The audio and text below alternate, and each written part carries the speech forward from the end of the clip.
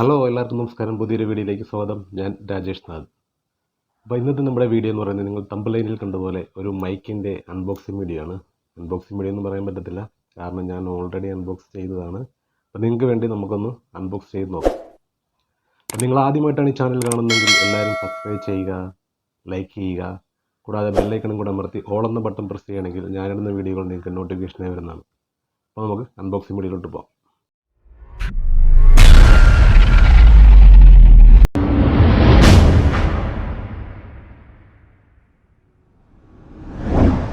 ഇതാണ് നമ്മുടെ മൈക്ക്.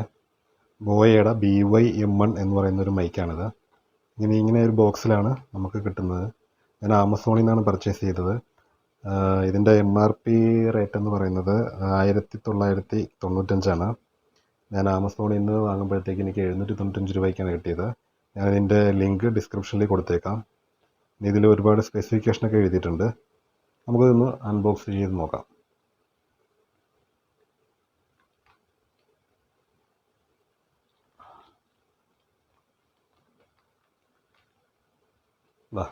ഇതാണ് മൈക്ക്. അത് അത്യാവശ്യം കേബിളിനൊക്കെ നല്ല നീളം തന്നെയുണ്ട്. ഇതാണ് നമ്മുടെ മൈക്ക്. ഇത് ഞാൻ സൈഡിലോട്ട് വയ്ക്കാം. പിന്നെ ഒരു പൗച്ചുണ്ട്. പൗച്ചിൻ്റെ അകത്തും കുറച്ച് സാധനങ്ങളുണ്ട്.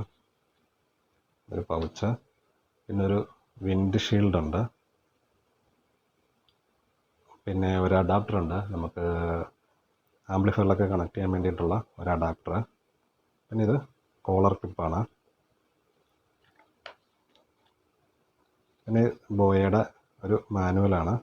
ഇതിൽ ഒരുപാട് ഫങ്ഷനും കാര്യങ്ങളൊക്കെ എഴുതിയിട്ടുണ്ട്. പിന്നെ ഇതൊരു വാറണ്ടി കാർഡാണ്. ഇതിൻ്റെ വാറണ്ടി കിട്ടുമെന്ന് എനിക്കറിയില്ല.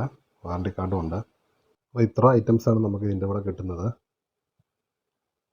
ഇത് കൂടാണ്ട് ഒരു ഐറ്റം കൂടെ ഉണ്ട്. ഒരു ബാറ്ററി ഉണ്ട് കേട്ടോ. ഒരു LR44ൻ്റെ 1.5 വോൾട്ടുള്ള ഒരു ബാറ്ററി ഉണ്ട്. ഞാനത് ജസ്റ്റ് റിമൂവ് ചെയ്ത് കാണിച്ചു തരാം. ബാറ്ററി ഇടുന്ന സ്പേസ് ഇവിടെയാണ്. 1.5ൻ്റെ ഒരു LR44ൻ്റെ ബട്ടൺ ബാറ്ററിയാണ്.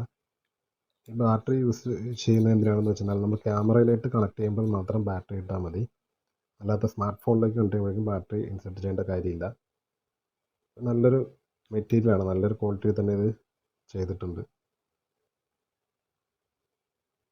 ഇതിൽ 2 ഓപ്ഷൻ കൊടുത്തിട്ടുണ്ട്. ഒന്ന് ക്യാമറ, സ്മാർട്ട് ഫോൺ.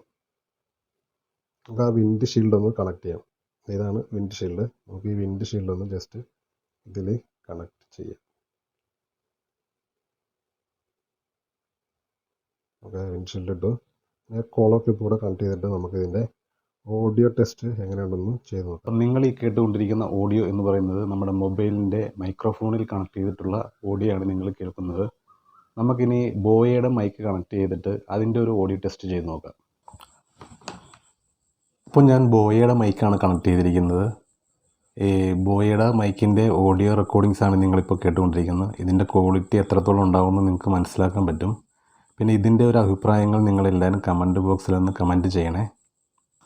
പുതിയ ഒരു യൂട്യൂബേഴ്സിനെ സംബന്ധിച്ചിടത്തോളം വളരെ യൂസ്ഫുള്ളായിട്ടുള്ള ഒരു മൈക്കാണിത്. അപ്പോൾ നിങ്ങൾക്ക് ഈ വീഡിയോ ഇഷ്ടമായിട്ടുണ്ടെങ്കിൽ ലൈക്ക് ചെയ്യുക. പുതിയൊരു വീഡിയോയുമായി വരുന്നവരെ ബൈ.